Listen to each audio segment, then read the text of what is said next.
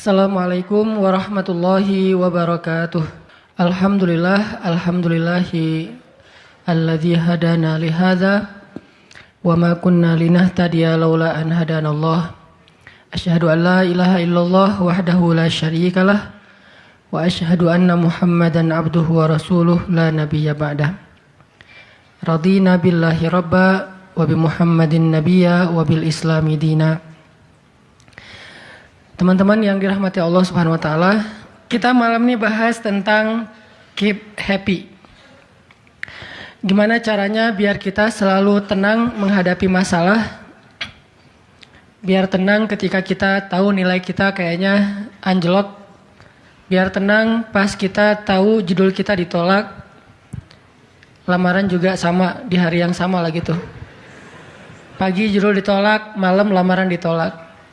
Selama Allah nggak nolak kita kan masih aman nih, karena apa yang di sisi Allah lebih baik.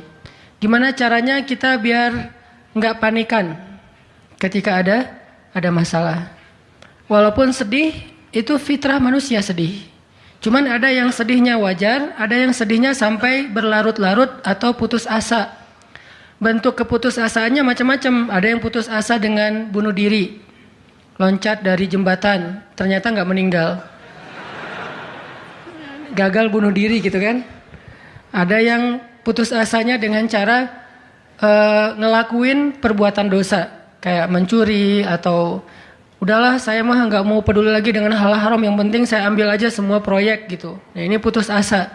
Ada yang putus asa dengan nggak mau lagi bertaubat. Dia ngerasa aduh kayaknya saya nggak pernah nasuhan nih taubatnya. Taubat ulangi lagi, taubat ulangi lagi.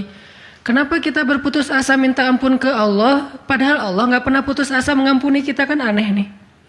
Allah tuh nggak pernah putus asa mengampuni kita, nggak pernah bosan menerima taubat kita. Allah nggak pernah bilang lo datang ntar pasti besok buat lagi, enggak. Padahal Allah maha tahu kita mungkin besok masih ngelakuin dosa yang sama. Asal kita datang, Allah langsung terima. Seolah-olah Allah tuh kayak husnuzon banget sama kita, walaupun pastinya Allah tahu tentang apa yang akan kita lakukan di masa yang akan datang. Ini artinya kenapa seseorang jadi putus asa, jadi berhenti untuk mencoba, jadi tidak lagi berharap apa-apa, jadi pesimis, jadi tidak survive dalam masalah, jadi penuh khawatir menghadapi hidup. Ada masalah dikit kayaknya udah kiamat dunia, padahal kuota habis doang nih. Langsung aduh kuota habis jam 11 malam. Biasanya kan jam 11 itu jam chatting tuh sampai jam 1. Atau jam 11 malam kuota habis, padahal tadinya pengen ngebangunin dia. Iya dia gitu kan. Jam 2. Gampang, pakai aja kuota doa. Ya Allah bangunkanlah dia, tiba-tiba dia tetap bangun. Dia bangunin kita akhirnya. Ini bisa aja terjadi. Yang jelas gimana sih cara biar kita keep happy, tetap bahagia walaupun gak bisa jalan-jalan jauh. Tadinya pengen jalan sama teman-teman, ternyata duitnya nggak cukup. Kita lihat teman-teman kerjanya traveling aja, ke Lombok, ke Batu Karas, kerjaannya keliling aja. Dan kita, pengen juga ngeliat pantai, misalnya ke gunung, touring sama teman-teman. Ternyata, tapi saya nggak punya motor, saya nggak punya uang, saya nggak punya waktu dan seterusnya. Bisa nggak kita tetap bahagia seperti mereka, walaupun nggak ngerasain pengalaman-pengalaman asik seperti yang mereka rasain? Gimana caranya biar ketika kita sujud itu sama nyamannya dengan ketika kita tidur di atas pangkuan istri? Belum ya? Gak tahu sih rasanya. Pokoknya tuh keren banget loh. Salah satu yang bikin saya kalau gak bisa tidur itu tipsnya adalah tidur di atas pangkuan istri. Langsung tidur. Cuman masalahnya susah bangun. Nah ini nih, gimana caranya kalau kita sujud rasanya senyaman itu? Gimana caranya? Bukankah kita selama ini mungkin, kita atau saya lah, pas sujud pengen cepat bangun. Gimana caranya sujud nggak bangun-bangun? Pas kita sujud, pengen lama gitu sujudnya teh. Terutama kalau sholat sendiri. Kalau sholat jamaah memang nggak boleh. Kenapa? Karena hajat orang beda-beda. Nabi kalau sholat jamaah mah standar-standar aja. Tapi giliran sholat sendiri, itu sampai orang kewalahan ngikutin Nabi. Dan itu bukan cuma Nabi, sahabat juga kayak gitu. Siti Aisyah, istri Nabi itu. Siti Aisyah itu pernah sholat duha kurang lebih 4 jam, itu cuma baca 1 ayat doang loh. Famannallahu alaina wa waqana adzabas samum. Dia baca sendiri, agak keras karena dia di dalam rumah sendiri. Lewat seorang sahabat lewatin rumah Aisyah mau ke pasar, mendengar oh Aisyah lagi sholat. Famannallahu alaina wa waqana adzabas samum. Nangis. Akhirnya sahabat ini pergi ke pasar. Dia belanja segala macam, balik lewat lagi rumah Aisyah. Setelah kurang lebih 2 jam, pas dia lewat lagi rumah Aisyah, dia masih mendengar Aisyah membaca kalimat Famannallahu alaina wa waqana adzabas samum. Nangis lagi. Jadi 1 rakaat dengan 1 ayat itu bisa 2 jam, 3 jam yang dilakukan oleh para sahabat. Kenapa kok betah banget? Sama kayak kita betah banget nonton film, betah banget dengerin musik kesukaan kita, diulang-ulang lagu yang sama kan ya. Mungkin 1 lagu itu durasinya sebutlah 2,5 menit, 2,5 menit. Tapi diulang-ulang bisa sampai setengah jam mendengar lagu yang sama. Bukan 1 album, 1 lagu. Kenapa kita betah? Nah gimana caranya kita juga dapat kebetahan kayak gitu ketika dengerin bacaan Al-Quran. Ketika kita membaca Al-Quran sendiri. Ketika kita sholat. Sampai ada istri Nabi sholat sambil ngikat badannya di dinding. Jadi dia bikin tali ke dinding gitu. Terus dia ikat badannya. Sehingga kalau dia udah gak kuat lagi, dia bersandar dengan ikatan tali di badannya. Saking lamanya berdiri sholat. Coba bayangin, berarti kan semalaman tuh. Kalau udah gak kuat, dia berdiri itu sambil badannya keikat di tali. Dan Nabi melihat itu menangis karena melihat kesungguh-sungguhan para sahabat dan sahabiat dalam beribadah kepada Allah. Dan itu bukan paksaan siapapun. Nabi gak pernah maksa kayak gitu. Mereka sendiri berinisiatif. Jadi tutorialnya dibikin sendiri gitu. Saya sholat kalau malam-malam kayak gini jadi agak gak kuat, atau saya lagi sakit nih, lagi lemes nih, lagi kurang makan, ya udah deh agar tetap bisa berdiri, dia ikat tali, dia ikat ke badannya, terus berdirinya kayak orang-orang setengah sadar gitu. Nah ini menunjukkan ada kenikmatan yang luar biasa yang mereka dapetin ketika mereka dekat dengan Allah Subhanahu Wa Taala. Gimana sih caranya biar kita bisa kayak gitu? Gimana caranya kita entertain kita itu adalah zikrullah. Boleh-boleh aja kita entertainnya nonton film, dengerin musik-musik yang positif. Entertain kita mungkin chatting, entertain kita mungkin update status, entertain kita mungkin kepoin mantan misalnya. Boleh-boleh aja selama masih wajar.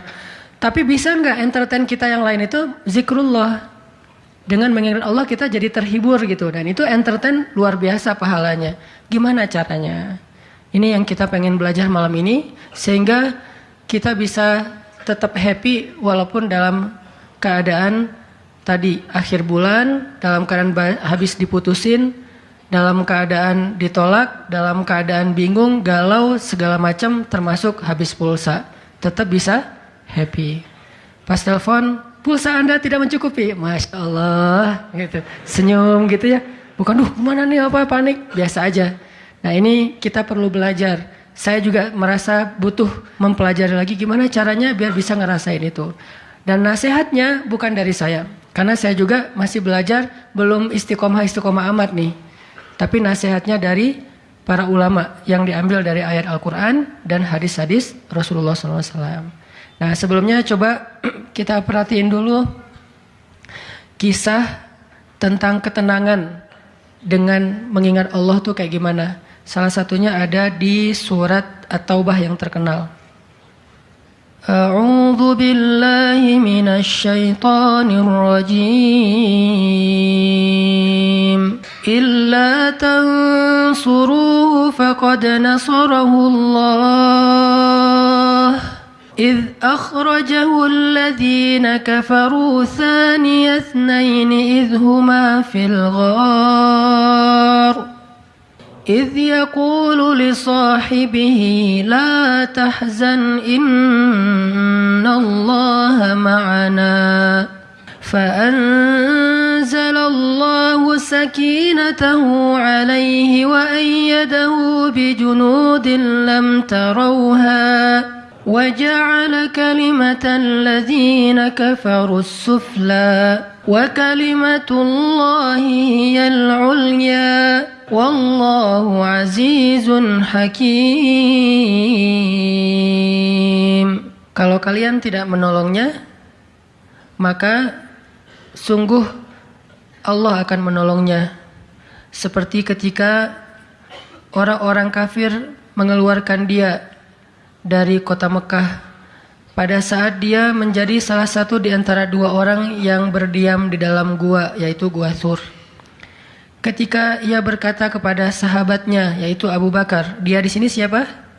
Rasulullah SAW. Ketika dia berkata kepada sahabatnya, la tahzan, innallaha ma'ana. Janganlah kamu khawatir, bersedih, takut, itu sama. Sesungguhnya Allah bersama kita. Maka Allah Subhanahu wa taala menurunkan rasa ketenangan kepadanya dan menolongnya dengan tentara yang kalian tidak bisa melihat. Sehingga Allah menjadikan kalimat orang-orang kafir itu menjadi dikalahkan atau rendah, dan kalimat Allah adalah kalimat yang tinggi, dan Allah Maha Perkasa lagi Maha Bijaksana. Ini kan kata-kata yang paling populer ya, la tahzan innallaha ma'ana. Tips pertama kalau kita pengen bisa lebih tetap tenang, happy ketika kita dalam tekanan adalah kita tuh memang harus punya sahabat yang selalu mengingatkan kita kepada Allah Subhanahu wa taala. Sahabat yang mengingatkan kita kepada Allah. Ini yang terjadi kepada Abu Bakar As-Siddiq. Sekelas Abu Bakar yang imannya sampai ke derajat Siddiq, bukan cuma mukmin loh, Siddiqun.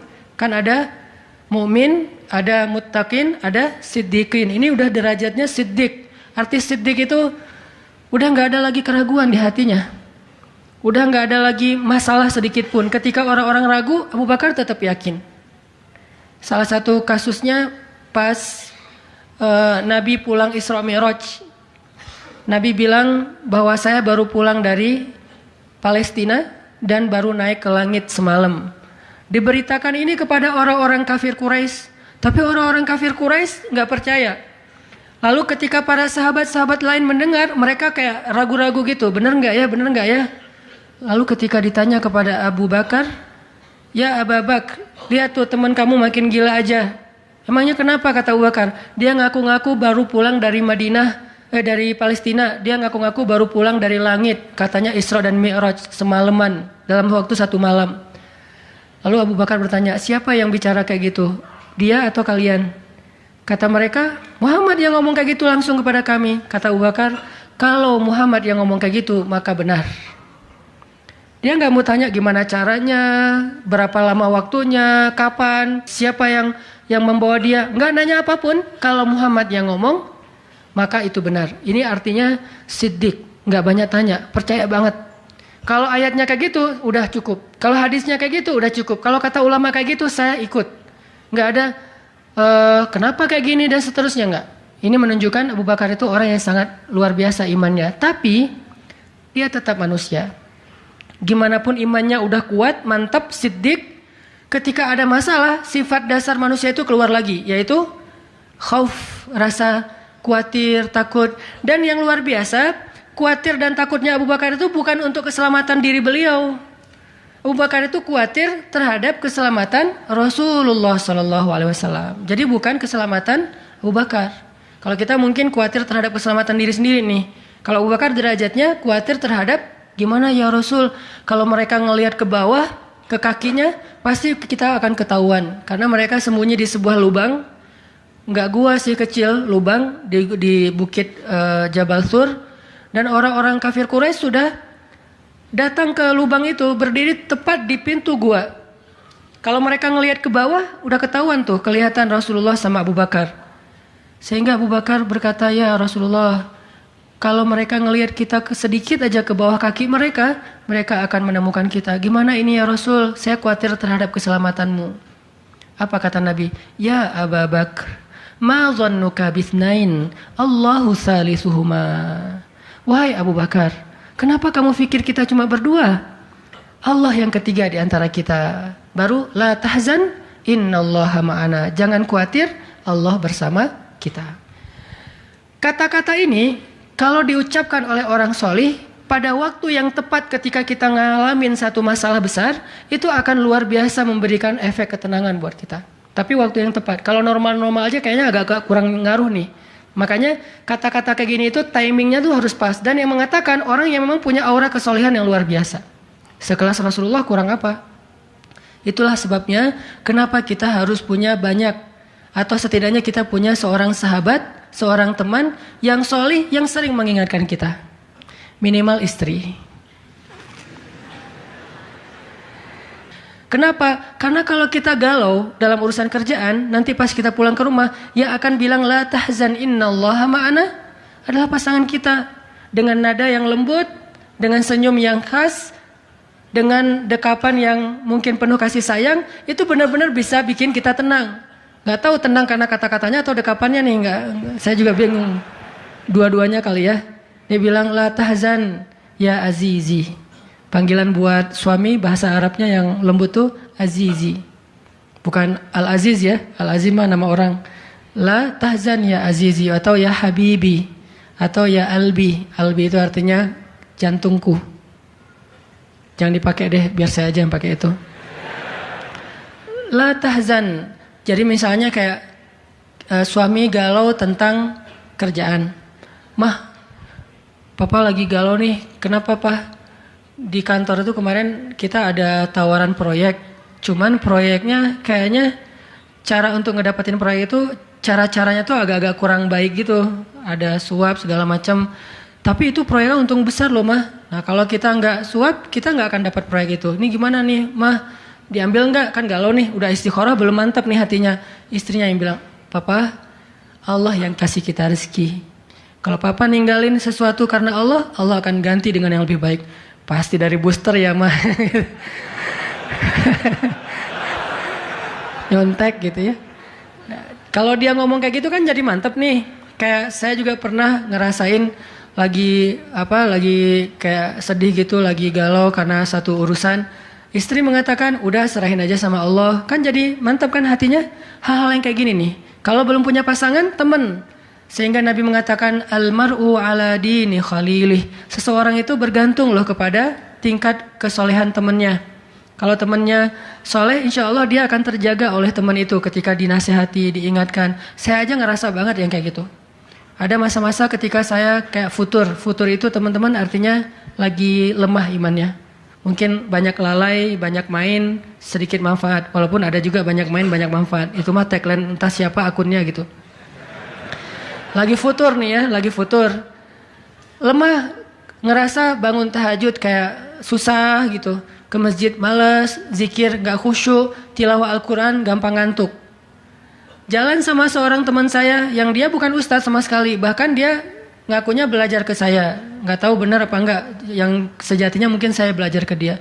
Lagi jalan, setelin tilawah Al-Quran. Yang baca saya lagi tuh.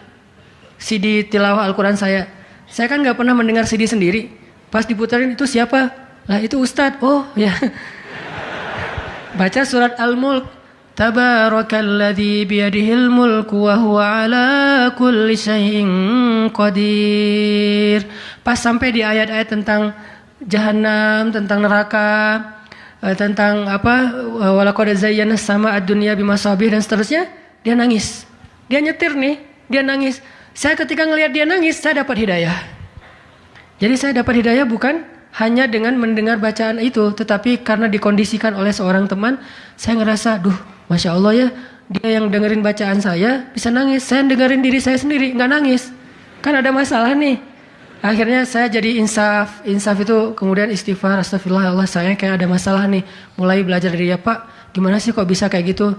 Ustadz kan lebih tahu ilmunya mungkin, tapi kalau pengalamannya Bapak pasti lebih tahu. Rahasianya apa? Ternyata rahasianya emang dia orang yang gak pernah dengar yang lain selain mendengar bacaan Al-Quran. Jadi buat dia bacaan Al-Quran itu benar-benar entertain buat dia. Oh berarti kita harus lebih banyakin lagi dengerin Al-Quran. Kalau kita dengar musik sekali berarti dengar Qurannya 3 kali harusnya. Baru masih agak-agak proporsional nih. Sehingga gampang kesentuh, hatinya itu mudah. Tapi pelajarannya tetap teman yang ngebawa kita kepada sesuatu. Ternyata triknya pertama, mengingat Allah itu kan bukan cuma menyebutkan Allah, Allah, Allah Tapi ketika kita sedang dalam keadaan bingung, khawatir, galau, sedih, tertekan, panik, tiba-tiba teman kita mengingatkan kita kepada Allah dengan bahasa yang sederhana. Kalau bahasa sederhananya Al-Quran, la tahzan, innallaha ma'ana. Dan itu boleh diterjemahin ke bahasa yang lebih sederhana versi kita. Karena itu bahasa Al-Quran yang mungkin buat sebagian orang nggak dapat nih, karena mungkin nggak paham bahasa Arab. Jadi kalau teman kita lagi sedih jangan bilang, la tahzan dong, innallaha ma'ana. Apaan tuh lu baca Quran gitu ya? Nggak ngerti kan dia? Kita bisa terjemahin, udah tenang aja, Allah yang bantu. Tenang aja, Allah yang beresin. Tenang aja, serahin aja kepada Allah. Allah itu sebaik-baik kita nyerahin sesuatu. Ngomong kayak gitu tuh kena. Kalau timingnya pas kita lagi ngalamin satu masalah. Terutama masalah-masalah kayak masalah rezeki itu paling bikin kita sering panik, kehilangan sesuatu, ditipu orang, segala macam. Kita bilang, udah gak apa-apa, nanti Allah ganti yang dengan yang lebih baik. Allah yang ganti gitu. Allah yang ganti. Tenang tuh jadinya. Karena kita sedang mengetuk kembali imannya di saat dia sedang butuh-butuhnya iman itu. Dan itu butuh teman yang bisa mengingatkan kita. Sehingga Nabi bilang, ciri-ciri teman yang baik itu adalah kalau kita ketemu dia bikin kita sering ingat Allah. Dia bikin kita sering ingat Allah. Coba teman-teman renungkan nih, coba dihitung-hitung. Kita kalau ketemu teman ngomongin dunia berapa sering? Terus ngomongin Allah berapa sering? Kan jarang banget kita ketemu teman ngomongin tentang Allah kan? Dan kayaknya nggak tahu juga bahannya mau ngomongin apa tentang Allah. Kita ngomongin tentang Allah yuk. Ngomongin tentang Allah, apaan tuh? Kan bingung dia tuh. Maksud lo qul huwallahu ahad gitu. Atau ayat kursi. Berarti kita belum terbiasa bicara tentang Allah. Nah ini yang harus kita coba latih pelan-pelan nih. Kita lihai banget nih. Bisa smooth banget masuk ke tema tentang dunia. Bisa ganti-ganti topik dan semuanya tentang dunia. Tentang kuliner, tentang kerjaan, tentang jodoh, tentang kuliah, tentang pendidikan, tentang apapun. Tentang teman, bisa dengan mudah dan seru gitu ngomongin tentang dunia teh. Dan itu bukan sesuatu yang dilarang memang. Cuman kok nggak seimbang kita ngomongin tentang Allah Subhanahu Wa Taala. Coba kita belajar cari teman yang udah sefrekuensi dulu. Arti sefrekuensi bukan sama-sama udah baik, sama-sama udah niat pengen memperbaiki diri. Sama-sama udah punya tekad kita pengen hijrah nih. Lagi-lagi bukan merasa diri kita lebih baik dari orang lain. Tapi yang udah sefaham. Supaya enggak banyak perdebatan. Ajak dia ngobrol tentang Allah pelan-pelan. Dan secara bertahap. Gak bisa langsung ngejos. Gak bisa langsung coba lo sebutin rububiyah asma Allah yang 99 apa aja. Itu mah cerdas cermat ya. Tapi kita ngomongin Allah tuh baik banget loh. Kemarin gini. Allah. Allah aja yang diomongin. Sehari minimal kita ngomongin Allah itu sekali deh. Dan sekali itu jadi obrolan. Bukan cuma mention doang ya. Tapi obrolan gitu. Jadi diskusi. Sekali aja sehari. Dan gak harus lama. Mungkin cuma 5 menit. Kalau kita gak bisa ngelakuin itu secara spontan. Gak apa-apa di setting. Kita ketemu sama teman kita. Kita bikin kayak program gitu. Kita kalau ketemu pokoknya harus sekali sehari ngomongin tentang kebesaran Allah. Coba digituin. Makin sering itu makin akan nanemin satu belief faith di dalam hati kita. Sehingga ketika nanti kita ada masalah diketuk rasa iman itu cepat baliknya. Berarti kita harus cari teman yang mau menasihati kita, bicara bareng kita tentang kebesaran Allah. Dan itu yang dilakukan Nabi Musa dengan Nabi Harun ketika berdakwah yang Allah sebutin di surat Toha. Nabi Musa mau berdakwah kepada Fir'aun. Minta teman supaya bisa mengingat Allah ketika lagi dalam keadaan marah. Soalnya Musa tahu, Musa itu orangnya marah. Kalau udah marah ngeri. Harun orangnya kalem, woles. Sehingga butuh seseorang yang bisa menahan amarah dan emosinya Musa. Sehingga kata Musa, ya Allah beri saya seorang teman yang bisa mendampingi saya dalam dakwah, yaitu Harun. Kay nusabbihaka katsira wa nadhkuraka katsira, supaya kami sering bisa mengingat engkau. Artinya kalau Musa sendiri marah, lupa sama Allah. Tapi kalau ada Harun, Musa Istighfar, astagfirullahaladzim. Gitu. Begitu juga nabi kecil. Ada 2 orang nabi kecil sepupuan. Siapa dia? Isa dan Yahya. Nabi Isa dengan Nabi Yahya. Anak kecil 2 orang nih. Dua-duanya keren. Dua-duanya soleh. Dua-duanya ganteng. Dua-duanya idola. Selebgram lah di masanya. Pokoknya luar biasa nih 2 orang cowok. Anak usia, kalau nggak salah Yahya waktu itu umurnya udah sekitar 10 tahun. Isa baru lahir, berarti beda 10 tahun. Pas mereka ABG beda 10 tahun tapi nyambung ngobrolnya.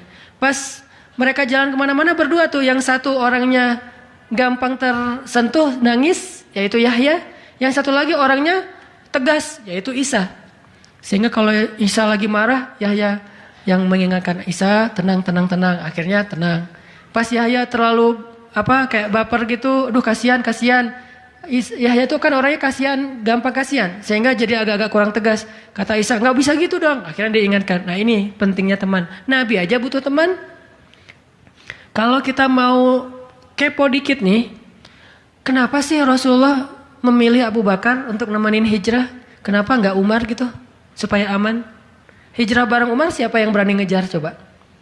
Umar berdiri depan Ka'bah. Ya ayuhan nas, ya ma'syara Quraisy. Wahai manusia, wahai orang Quraisy, fa'lamu anni muhajir. Ketahuilah saya pengen hijrah, kata Umar. Siapa yang pengen istrinya jadi janda, anaknya jadi yatim, tunggu saya di balik bukit itu. Ada yang berani? Diam semuanya. Coba Rasul kalau hijrah bareng Umar, enak kan? Wahai orang-orang Quraisy, wahai manusia, saya sama Rasul nih mau hijrah. Siapa yang berani nunggu saya di balik bukit itu? Kalau enggak dia akan hilang kepalanya. Enggak ada yang berani kan? Kenapa Rasulullah milih orang yang lemah seperti Abu Bakar? Udah kurus, lemah, dan kaumnya kabilah yang lemah. Bani Taim. Bani Taim itu lemah kabilahnya. Enggak seperti kabilahnya Umar bin Khattab. Kenapa bukan Umar? Kenapa bukan Hamzah? Hamzah itu pemanahnya para sahabat. Pemanahnya orang-orang Mekah. Dan juga enggak ada yang berani sama Hamzah. Hamzah mukul Abu Jahal di depan orang banyak, enggak ada yang berani balas. Ketika Abu Jahal mukulin Rasul lagi sholat depan Ka'bah, Nabi lagi sholat digebukin sama Abu Jahal. Dibelain sama Abu Bakar ikut digebukin. Akhirnya wajah Abu Bakar itu nggak dikenali lagi saking babak belur. Itu digebukin sama Abu Jahal dan teman-temannya. Ketika Hamzah dengar berita itu, langsung Hamzah pergi ke tempat orang-orang ngumpul, dicari mana Abu Jahal, dipukulin sama Hamzah sekuat-kuatnya sampai berdarah-darah Abu Jahal. Tapi orang Quraisy nggak ada yang berani balas. Saking terpandangnya Hamzah. Kenapa nggak dengan Hamzah, pamannya sendiri? Atau kenapa nggak dengan Utsman gitu, yang kaya raya, yang bisa memberikan fasilitas VIP untuk Rasulullah, naik mobilnya Alphard gitu, nyaman hijrah. Kenapa Abu Bakar yang udah jatuh miskin, fisiknya lemah, kabilahnya tidak dipandang? Kenapa? Karena Abu Bakar itu yang paling solih di antara semua sahabat. Jadi pilihannya kesolihan, bukan kekuatan fisik. Kenapa? Kesolihan itu bisa menutupi kekuatan fisik yang kurang. Kenapa? Allah yang maha kuat. Kesolihan bisa menutupi kurangnya harta. Allah yang maha kaya. Kesolihan bisa menutupi kekurangan dari dukungan kabilah. Allah lebih banyak lagi dukungan dari langit dan bumi. Yang dicari oleh Rasulullah itu adalah teman yang soleh. Ya Abu Bakar, temani saya hijrah. Siap ya Rasulullah. Hasilnya apa? Dikejar-kejar sama orang Quraisy karena mereka nggak takut dengan Abu Bakar.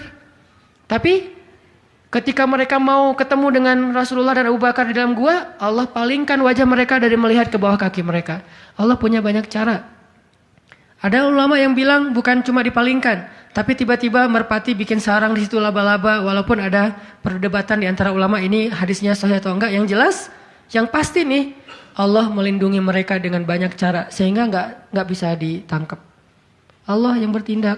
Jadi butuh teman yang soleh. Walaupun nanti kenyataannya teman yang soleh ini malah ditenangkan oleh Rasulullah, bukan Rasulullah ditenangkan oleh dia gitu. Kan nyari teman yang soleh biar bisa menenangkan nih. Ternyata pas ada masalah, Rasul gimana? La tahzan, innallaha ma'ana, tenang, udah beres. Bisa nggak kita coba latihan ini? Kalau kita berteman dengan seseorang, niat kita pengen saling mengingatkan. Wa tawasau bil haq, yaitu mengingatkan tentang Allah. Wa tawasau bis sabr. Itu kayak gitu tuh ayatnya. Pertama hak dulu, kedua sabar. Kalau nasihatnya udah benar, insya Allah sabar. Jadi kalau kita pengen menasihati teman kita atau dinasihati oleh teman kita supaya lebih kuat, bisa tough, bisa survive dalam masalah, minta dia menasihati kita al-haq. Dan siapa al-haq? Allah Subhanahu wa taala. Wa tawasau bil haq artinya saling menasihati dengan nama Allah. Udah serahin aja sama Allah. Allah itu maha ini sebutin dengan bahasa sederhana. Langsung sabar jadinya. Langsung lebih kuat, lebih tenang. Itu yang pertama teman-teman. Kita sering berteman dengan orang yang insya Allah dia yakin sama Allah lebih kuat daripada kita. Imannya lebih mantap daripada kita.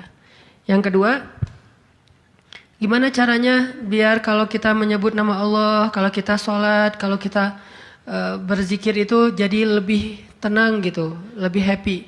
Karena sebetulnya orang mukmin itu bahagianya itu ada di dalam hati.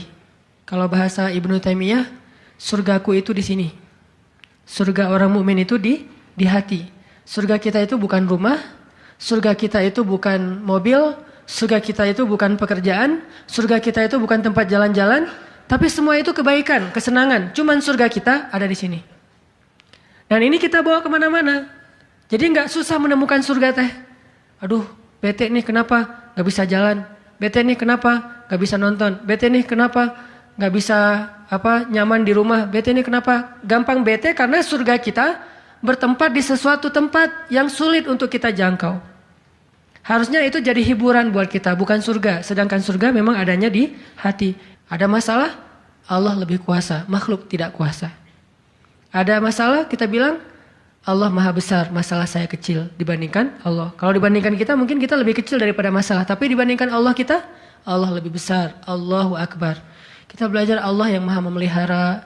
Kita kan dipelihara Allah, terus ngapain kita khawatir? Kalau gitu gak usah ikhtiar, Ustaz. Ikhtiar, tapi jangan libatkan hati. Ikhtiar itu pakai tangan, pakai kaki, pakai tenaga fisik. Hati gak perlu berikhtiar. Hati itu bertawakal. Fisik kita berikhtiar, hati kita bertawakal. Jangan sampai hati kita ikut ikhtiar, nih bahaya nih. Kalau hati kita ikut ikhtiar, berarti kita lebih percaya kepada makhluk daripada Allah. Nanti akan mentok, kalau udah mentok putus asa, itu penyebabnya. Gara-gara hatinya baper dengan ikhtiar. Ketika jalan-jalan ikhtiar itu tertutup, hati kita jadi give up. Nyerah aja deh. Sedangkan kalau hati kita nggak ikhtiar, dia cuma tawakal. Jalan tertutup, dia masih bilang, Allah maha kuasa. Ala kulli syai'in qadir. Segala sesuatu Allah maha bisa. Nggak mungkin nggak bisa. Tetap. Makanya jangan ikhtiar pakai hati. Ikhtiar pakai tenaga. Hati tawakal babnya. Sehingga tawakal itu amal hati. Ikhtiar itu amal fisik. Kan dalam Islam itu ada amal batin, ada amal zahir ya. Amal batin hati. Amal zahir fisik kita. Ikhtiar amal zahir. Jangan dicampur dengan amal batin. Coba teman-teman buka deh surat Hud, surat 11. Kalau ragu tentang rezeki baca nih ayat nih. Surat 11, surat Hud ayat 6. Wa ma min dabbatin fil ardi illa 'ala Allahi rizquha wa ya'lamu mustaqarraha wa mustawda'aha. Kullun fi kitabim mubin. Tidak ada satu hewan melata pun di muka bumi kecuali Allah menjamin rizkinya. Ini amalan hati nih. Ini ayat untuk menguatkan hati kita, bukan menguatkan fisik. Tapi biasanya hati kalau udah kuat, fisik ke bawah. Kan kata Nabi kalau hatinya baik, yang lain ikut baik. Kalau hatinya buruk, yang lain ikut buruk. Jadi kalau hatinya udah give up, pasti fisiknya jadi lemah. Kalau hatinya tough dan masih punya belief ke Allah, masih punya harapan, maka fisiknya juga akan kuat.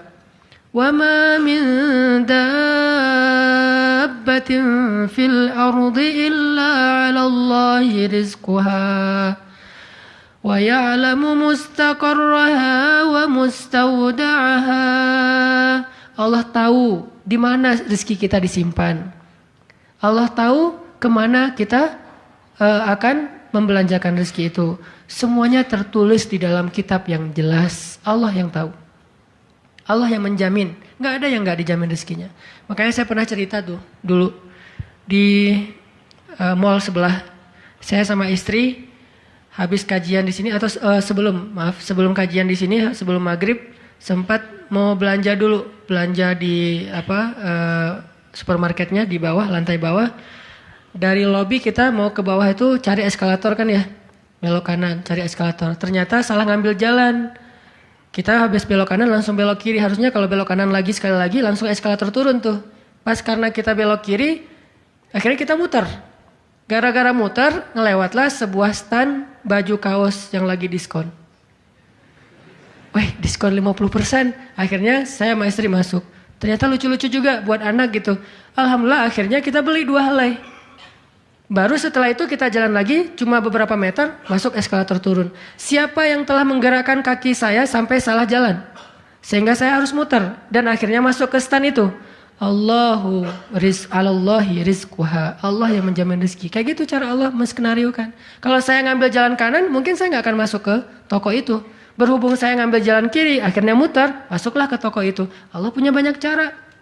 Kenapa kita khawatir dengan stand orang lain yang mungkin lebih dekat ke pintu, lebih dekat kepada stage yang di tengah kalau bikin event segala macam. Kenapa? Kita udah ikhtiar, dapatnya cuma ini. Kayak lagi ada event kayak festival gitu, kayak ada bazar, kita punya banyak stand kuliner kita paling pojok dekat toilet, stand kuliner teman-teman kita tuh paling depan, dan di situ stage banyak acara tausiah segala macam. Kayaknya di situ lebih laku. Belum tentu juga, bisa jadi pada waktu itu banyak orang yang sakit perut atau akhirnya ya lewat, aduh ini kayak seru juga nih di sini nih, makan di sini, nggak usah jauh-jauh sambil nunggu makan. Allah yang punya cara. Saya kan pernah cerita kesasar sampai ke Cirebon. Kenapa kesasar? Ada suatu hari Minggu, kayak lagu. Ada satu hari Minggu nih, bingung kita pengen keluar sama keluarga, sama anak-anak. Kita keluar yuk, saya bilang ke anak-anak. Hayu, kata anak-anak. Kemana? Ke Kota Baru aja. Di situ kan ada jam matahari tuh. Kita lihat jam matahari. Hayu, naik mobil, masuk tol nih. Pas sudah masuk tol Paster, berubah pikiran. Terlalu dekat, nggak berasa liburan ya. Ya, terus mau kemana? Ke Jakarta aja yuk, ke Ancol. Ada pantainya. Ayo ke Dufan. Jalan, akhirnya nggak jadi belok pada larang, lurus. Niatnya ke Ancol. Sebelum Cikampek, berubah lagi pikiran. Ancol mah pantainya gitu-gitu aja ya, udah pernah ya. Terus gimana dong? Cari pantai baru deh yang di daerah Indramayu, Cirebon gitu. Siapa tahu ada yang lebih bagus, yang masih virgin. Boleh, keluarlah Cikampek. Waktu itu belum ada tol Cipali ya, keluar Cikampek.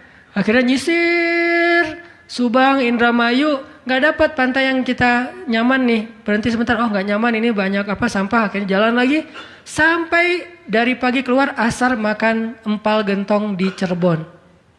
Siapa yang mendatangkan saya ke warung empal gentong itu? Pas kita masuk, orangnya bahagia banget gitu. Kelihatan kalau dari pagi itu belum ada yang datang, belum ada pelanggan, sepi warungnya. Karena tempat parkirnya agak nyaman, langsung parkir di situ, makan empal gentong, dan ternyata enak, kita bungkus. Orangnya tuh, alhamdulillah nih datang dari pagi belum ada yang datang, senang gitu. Dan saya bilang, Pak, tahu nggak saya dari mana? Dari mana? Dari Bandung. Mau kemana emang? Nggak kemana-mana. Muter. Jadi kita dari Bandung cuma pengen makan empal gentong di Cirebon ujung-ujungnya.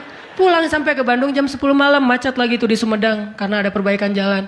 Cuma pengen makan empal gentong, ngasih rezeki ke orang di Cirebon, kayak gitu banget tuh caranya tuh, coba lihat cara Allah. Yakin nih sama Allah. Allah bisa banget ngedatangin. Kalau ini terjadi kepada orang lain, berarti kalau saya cari rezeki bisa juga caranya kayak gitu. Allah kan punya banyak cara. Cuman kadang-kadang atau seringnya kita nggak tahu cara itu, tahu hasilnya doang nih. Tiba-tiba dapat. Sesederhana itu kita berpikir, akhirnya sesederhana itulah syukur kita ke Allah. Kalau kita tahu gimana rumitnya rezeki itu datang ke kita, kita akan syukurnya lebih pasti tuh. Masya Allah ya, Allah ngedatangin rezeki ke saya tuh gitu-gitu amat, sampai ada orang yang kesasar sekeluarga, bingung gitu.